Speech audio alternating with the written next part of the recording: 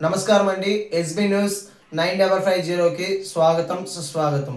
ఏ రోజు వార్త ఆ రోజు మనకు అప్డేట్ కావాలంటే ఎస్బీ న్యూస్ 9550 ఛానల్ను మీరు సబ్స్క్రైబ్ చేసుకుంటే ప్రతిరోజు వార్త మీకు అప్డేట్గా ఉంటుంది. పల్లి రామప్రసాద్ రెడ్డి గారు, చెల్లా బాబు గారు, సాయి లోకేష్ గారు, పత్రికా మిత్రులకి అందరికీ నమస్కారం. మిత్రులారా, రాష్ట్రంలో కూటమి ప్రభుత్వం చంద్రబాబు నాయుడు గారు, పవన్ కళ్యాణ్ గారి నాయకత్వంలో ఏర్పాటైన తర్వాత అన్ని వ్యవస్థల మీద ప్రత్యేకమైన దృష్టి పెట్టినట్టుగానే ఆరోగ్య సంరక్షణకి అత్యంత ప్రాధాన్యతనిస్తూ ఒక ఆరోగ్య ఆంధ్రప్రదేశ్ నిర్మాణం దిశగా అనేక రకాల ప్రయత్నాలు చేయడం జరిగింది. వాటిలో భాగంగానే ఇవాళ కేంద్ర ప్రభుత్వం సహకారంతో ఒక 10 క్రిటికల్ కేర్ బ్లాక్లని రాష్ట్ర వ్యాప్తంగా మంజూరు చేయడం జరిగింది. సోదరులు రామప్రసాద్ రెడ్డి గారు ప్రభుత్వం ఏర్పాటైన మొదట్లో ఈ రాయచోటి జిల్లా కేంద్రంగా మార్చారు తప్పిస్తే అభివృద్ధి అక్కడ నోచుకోలేదు. ప్రధానంగా నరేంద్ర మోడీ గారి కారణంగా హైవేల నిర్మాణం అయితే బాగా జరిగింది. కానీ ఈ నియంత్రణ లేకపోవడం వల్ల, స్పీడ్ నియంత్రణ లేకపోవడం వల్ల యాక్సిడెంట్లు అవుతున్నాయి. వెనుకబడిన ప్రాంతం ఒక నాణ్యమైన వైద్యాన్ని అందించాలంటే ఇప్పుడే చెప్పినట్టుగా కడప లేదా తిరుపతి లేదా వేలూరు లాంటి దూర ప్రాంతాలకు వెళ్లాల్సిన అవసరం ఉంది. కాబట్టి ఈ రాయచోటి ఏరియా హాస్పిటల్ని అప్గ్రేడ్ చేస్తే బాగుంటుంది. మరికొన్ని వసతులు కల్పించి ఈ నియోజకవర్గ ప్రజలు, అదేవిధంగా చుట్టుపక్కల ఉన్న వాళ్ళకు కూడా అటు తమ్మలపల్లి గాని లేదా ఇటు పులివెందుల వైపు నుంచి గాని పేషెంట్లకి, పేదలకి నాణ్యమైన చికిత్స అందిస్తే బాగుంటుందని వారు కోరడం, ముఖ్యమంత్రి గారి సలహా మేరకు రాయచోటికి ఒక క్రిటికల్ కేర్ బ్లాక్ను కూడా 23,75,00,000తో దాదాపు 24 కోట్లతో మంజూరు చేయడం జరిగింది. 16,65,00,000తో 45,000 ఎస్ఎఫ్టీతో 3 అంతస్తుల భవనాన్ని నిర్మించడం జరుగుతుంది. దాదాపు 7,15,00,000తో అవసరమైన state of the art diagnostic equipment ని కూడా ఏర్పాటు చేయడం జరుగుతుంది. తద్వారా ట్రామా కేసులకు గాని, సిఓపిడి కేసులకు గాని, క్రానిక్ రెస్పిరేటరీ కేసులకు గాని లేదా సెప్టిక్ అటాక్స్ కేసుల్లో గాని వైద్య విద్య కోసం, చికిత్స కోసం జనరల్ హాస్పిటల్కి వెళ్లాల్సిన అవసరం లేకుండా రాయచోటులోనే చికిత్స అందే దిశగా ప్రయత్నం చేస్తే బాగుంటుందని వారు కోరడం, ఈ మంజూరు చేయడం జరిగింది. ఈ సేవలన్నీ కూడా రాయచోటికి అందుబాటులోకి రాబోతున్నాయి. తద్వారా ఇక్కడ పేదలకి ఒక నాణ్యమైన వైద్య సేవలు, చికిత్సలు కూడా అందే అవకాశం ఉంది. మొత్తం కేంద్ర ప్రభుత్వం గత 3 సంవత్సరాల్లో రాష్ట్రంలో గతంలో 14, ఇప్పుడు 10 వెరసి 24 క్రిటికల్ కేర్ బ్లాకులు మంజూరు చేస్తే గత ప్రభుత్వం మొత్తం 605 కోట్లు కేంద్రం మంజూరు చేసింది. అయితే రాష్ట్రం వాటా ఇవ్వడం కారణంగా ఒక్క క్రిటికల్ కేర్ బ్లాక్ కూడా ఇప్పటిదాకా పూర్తి కాలేదు. గతంలో మంజూరైన 14 కూడా నత్తనడక నడుస్తున్నాయి కానీ పూర్తి చేసే ప్రయత్నం చేయాల. ఎటువంటి వివక్ష ఈ ఆరోగ్య వ్యవస్థ పట్ల గతంలో ముఖ్యమంత్రిగా పనిచేసిన జగన్మోహన్ రెడ్డి గారు గాని, ప్రభుత్వం గాని వహించిందనే విషయాన్ని దీని ద్వారా మనం అర్థం చేసుకోవాల్సి ఉంది. దాదాపు 240 కోట్లు రాష్ట్ర వాటాగా నిధులు ఇవ్వాల్సి ఉండగా 3 సంవత్సరాల్లో కేవలం 38 కోట్లు మాత్రమే ఇచ్చి చేతులు దులుపుకున్నారు. దాని కారణంగా ఎక్కడ వేసిన గొంగలు ఎక్కడే అన్నట్టుగా ఈ ఆసుపత్రి నిర్మాణం ముందుకు సాగలేదు. దానికి కావాల్సిన డయాగ్నోస్టిక్ ఎక్విప్మెంట్ సేకరణ కూడా ముందుకు సాగలేదు. కానీ కూటమి ప్రభుత్వం మొదట్లోనే ముఖ్యమంత్రి గారు సమీక్ష నిర్వహించి వీటినన్నింటినీ పూర్తి చేయాలి, అదనంగా కూడా మళ్లీ కేంద్రం నుంచి కోరాలంటే అదనంగా 10 క్రిటికల్ కేర్ బ్లాకులు తీసుకొచ్చి గతంలో ఉంటున్న 14 క్రిటికల్ కేర్ బ్లాకులు కూడా పునాది స్థాయిలో నిలిచిపోతే వాటి మీద ప్రధానంగా దృష్టి పెట్టి రాష్ట్రం వాటాని ఇచ్చిన కారణంగా గతంలో మంజూరైన 14 క్రిటికల్ కేర్ బ్లాకులని ఈ నెల ఒక 6 క్రిటికల్ కేర్ బ్లాకుల్ని మొత్తానికి డిసెంబర్ లోపల మొత్తానికి 14 పూర్తి చేసి ప్రజలకు అందుబాటులోకి నాణ్యమైన వైద్య చికిత్సల్ని తీసుకురాబోతున్నాం. అదేవిధంగా ఇవాళ భూమి పూజ చేసిన క్రిటికల్ కేర్ బ్లాక్ ఏదైతే ఉందో వీటిని 10 నెలల్లో పూర్తి చేస్తాం. వచ్చే నెల ఈ పూర్తవుతున్న వాటికి అదేవిధంగా ఇప్పుడు భూమి పూజ చేయడానికి కేంద్ర ఆరోగ్య శాఖ మంత్రి శ్రీ జగత్ ప్రకాష్ నడ్డా గారు రాష్ట్రానికి రావడం జరుగుతుంది. ఆ సందర్భంగా వీటిని ప్రారంభోత్సవాలు చేయడం, పూర్తయిన వాటిని ఇప్పుడు భూమి పూజ చేస్తూ కొత్తగా మొదలు పెట్టాల్సిన వాటిని భూమి పూజ కూడా చేయడం జరుగుతుంది.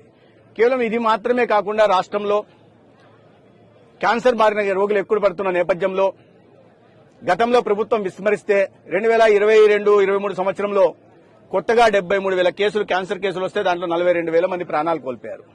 ఇంత తీవ్రత ఉన్న క్యాన్సర్ మీద దృష్టి పెట్టకపోతే ఈ ప్రభుత్వం అధికారంలోకి వచ్చిన తర్వాత దేశంలో ఏ రాష్ట్రంలో లేని విధంగా ఓరల్ క్యాన్సర్ కి, బ్రెస్ట్ క్యాన్సర్ కి, సర్వైకల్ క్యాన్సర్ కి ఉచితంగా స్క్రీనింగ్ పరీక్షలు నిర్వహించి ఈ జీజీహెచ్లలో ప్రివెంటివ్ ఆంకాలజీ యూనిట్లను ప్రారంభించి ఈ సస్పెక్టెడ్ కేసుని, అనుమానాత కేసుల్ని వాటిని కన్ఫర్మేటరీ కేసులుగా తీసుకొచ్చి ఇవాళ వారిని ఆరోగ్య సంరక్షణ ఇచ్చే, ప్రాణాలు పోకుండా కుటుంబాలు ఆర్థికంగా చితికిపోకుండా కాపాడే ప్రయత్నం కూడా మీ ప్రభుత్వం చేస్తా ఉంది. అయితే దానికి అనుగుణంగా నాణ్యమైన క్యాన్సర్ హాస్పిటళ్లు లేకపోవడంతో వాటిని దృష్టి పెట్టుకున్న సంవత్సరం కాలంలోనే ఎప్పుడో 2018లో కేంద్ర ప్రభుత్వం 120 కోట్లతో మంజూరు చేసిన స్టేట్ క్యాన్సర్ సెంటర్ ని కర్నూలులో వీళ్ళు పూర్తిగా నిర్మించకుండా వదిలేస్తే ఈ సంవత్సర కాలంలోనే దాన్ని పూర్తి చేశాం. ఇది కాకుండా విశాఖపట్నం కేజీహెచ్ లో కూడా ఒక కాంప్రహెన్సివ్ క్యాన్సర్ సెంటర్ ని మొదలుపెట్టాం. కాకినాడలో కూడా ఒక కాంప్రహెన్సివ్ క్యాన్సర్ సెంటర్ ని వచ్చే సంవత్సరం మొదలు పెడుతున్నాం.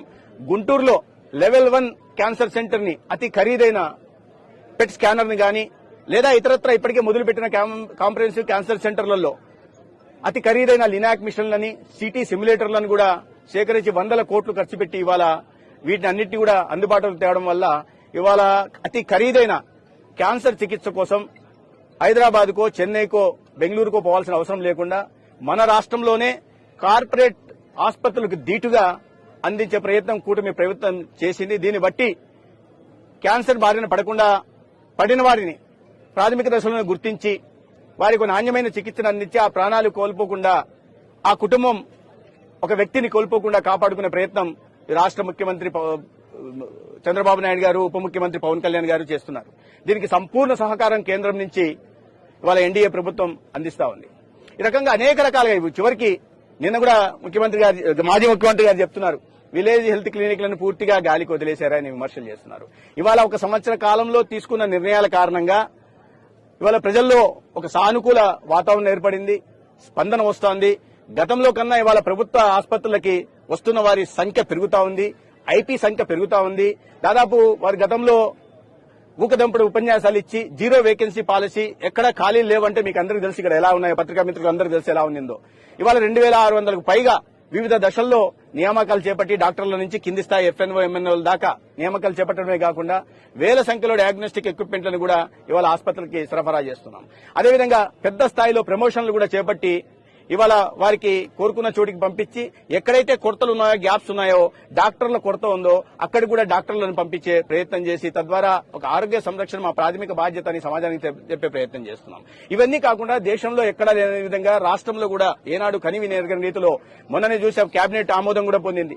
25 లక్షల దాకా 1,43,00,000 కుటుంబాలకి, 1,43,00,000 కుటుంబాలకి ఉచితంగా 25 లక్షల దాకా కూడా ఉచిత సేవని, అతి ఖరీదైన వైద్య సేవను కూడా అందించడానికి ప్రభుత్వం ఆమోదం తెలిపింది. అదే సమయంలో 20 లక్షల కుటుంబాలకి, ఈ మధ్యతరగతి కుటుంబాలకు కూడా వారిని కూడా పరిగణలోకి తీసుకుని వారికి 2.5 లక్షల దాకా ప్రీమియం చెల్లించి ఉచితంగా సహాయం అందించడం, జర్నలిస్టు సోదరులను కూడా పరిగణలోకి తీసుకుని 30,000, 40,000 ఎంతమంది ఉన్నారో అక్రిడేషన్ బట్టి వారికి కూడా 2.5 లక్షల దాకా రాష్ట్ర ప్రభుత్వమే ప్రీమియం చెల్లించే దిశగా కూడా ప్రయత్నాలు చేస్తా ఉంది.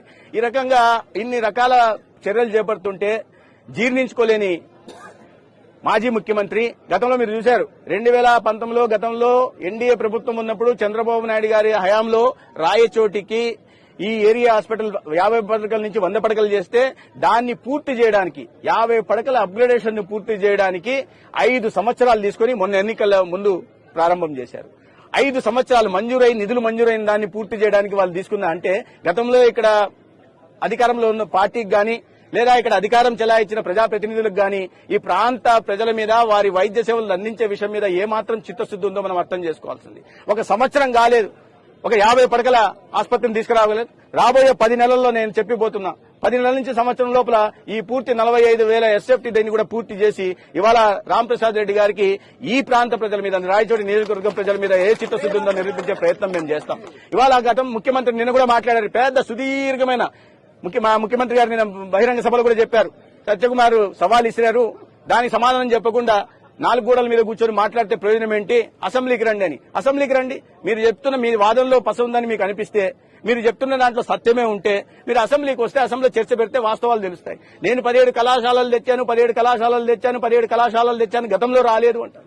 నరేంద్ర మోడీ గారు అధికారంలోకి వచ్చిన తర్వాత, ప్రధానమంత్రి అయిన తర్వాత విద్య మీద ప్రధానంగా దృష్టి పెట్టి దేశవ్యాప్తంగా మెడికల్ కాలేజీల సంఖ్యని 380 నుంచి 780కి తీసుకెళ్లడం జరిగింది. దాని కారణంగా ఆంధ్రప్రదేశ్ కూడా 17 మెడికల్ కళాశాలలు మంజూరైతే వాటిని పూర్తి చేయకుండా 5 సంవత్సరాల పాటు నిద్రపోయి ఒక్కటంటే ఒక కళాశాలను కూడా పూర్తి చేయకుండా ఇవాళ తప్పని పరిస్థితులు కేంద్రం నబార్డ్ నుంచి నిధులు రావడానికి అవకాశం ఉంది, దాని దారి మళ్లిచ్చారు. శాస్కీ కింద నిధులు వస్తే దాని దారి మళ్లిచ్చారు. సెంట్రల్లీ స్పాన్సర్ స్కీమ్ కింద వచ్చిన నిధులు మాత్రమే ఖర్చు పెట్టారు కానీ రాష్ట్ర ఖజానా నుంచి ఒక్క పైసా ఖర్చు పెట్టకుండా, ఒక్క కళాశాలను కూడా పూర్తి చేయకుండా పునాదుల స్థాయిలోనే వదిలేసి, మొండిగూడుల స్థాయిలోనే వదిలేసి ఇవాళ నాణ్యమైన వైద్య విద్యను విద్యార్థులకు అందించమంటే ఎలా సాధ్యమవుతుందో ఆయన విజ్ఞతగా వదిలేస్తున్నా. ఒక్క పులివెందుల తప్ప, పులివెందులలో మాత్రం దాదాపు 77 నుంచి 78% భవన నిర్మాణ కార్యక్రమం పూర్తి చేశారు. ఎక్విప్మెంట్లు పెట్టలా.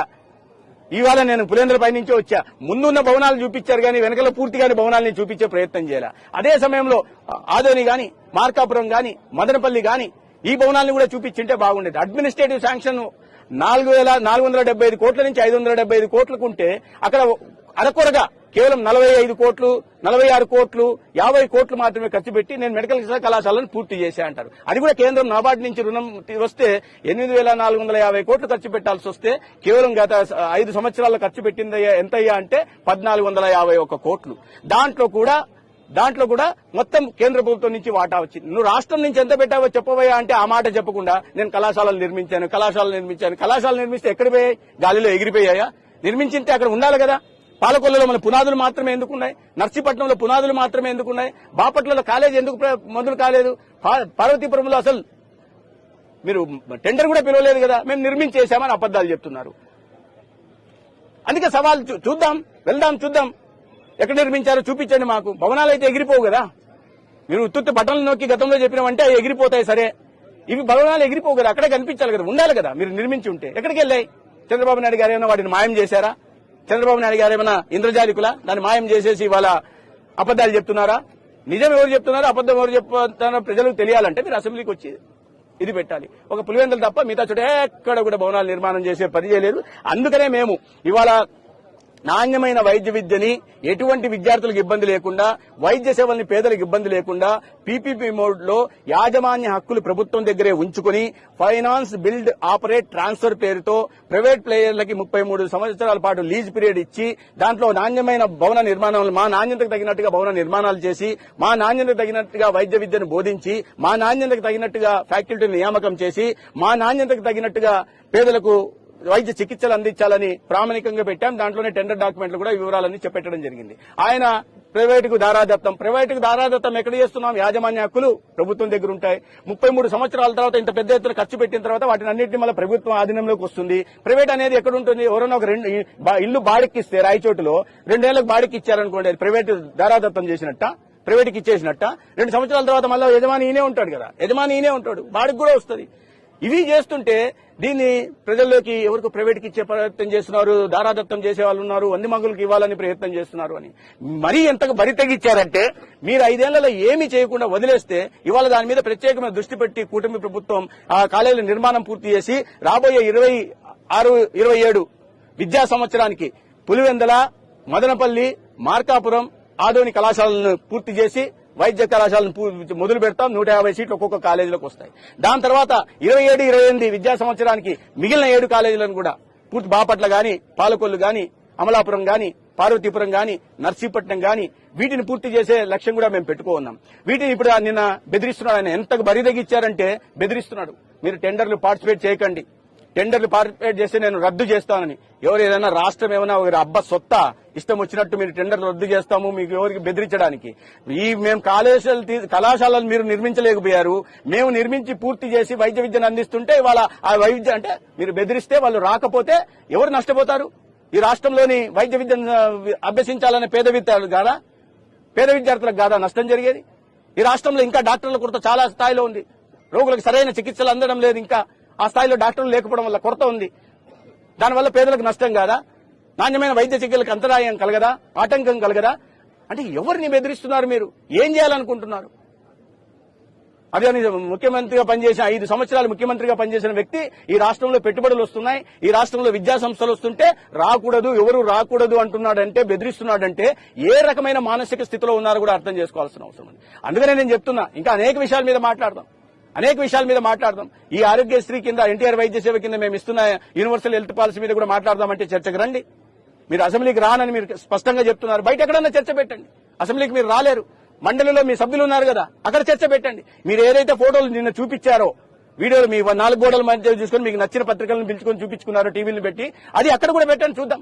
వాస్తవాలు తెలియాలి, ప్రజలకు తెలియాల్సిన అవసరం ఉంది. మిత్రులారా, ఇటువంటి మానసిక స్థితి రాష్ట్రానికి పెట్టుబడులు రాకుండా వరల్డ్ బ్యాంక్ కి, IMF లకి మెయిల్లు, ఉత్తరాలు రాస్తున్నారు. ఇవాళ మేము కళాశాలలు పూర్తి చేసి నాణ్యమైన వైద్య విద్యను అందించాలని ప్రయత్నం చేస్తుంటే బెదిరిస్తున్నారు. ఎవరు రావడానికి లేదు, ఏ కాంట్రాక్టర్ రావడానికి లేదు, ఎవరు మెడికల్ కళాశాల అయితే భయపడే వాళ్ళు ఎవరూ లేరు. ఇటువంటి తాటాకు చప్పుళ్ళకి భయపడడానికి ప్రభుత్వం అయితే అసలు భయపడే ప్రసక్తే లేదు. లెక్కలోకి కూడా తీసుకోము. కానీ ప్రైవేట్ వాళ్ళు కూడా ఎవరు భయపడే. ఈ రోజు ఉదయం నుంచి నాకు ఇద్దరు, సార్ ఈ టెండర్లు ఎప్పుడు పిలుస్తున్నారు, మేము వచ్చి పార్టిసిపేట్ చేయాలి, ఇలా స్పందన ఉంటుంది.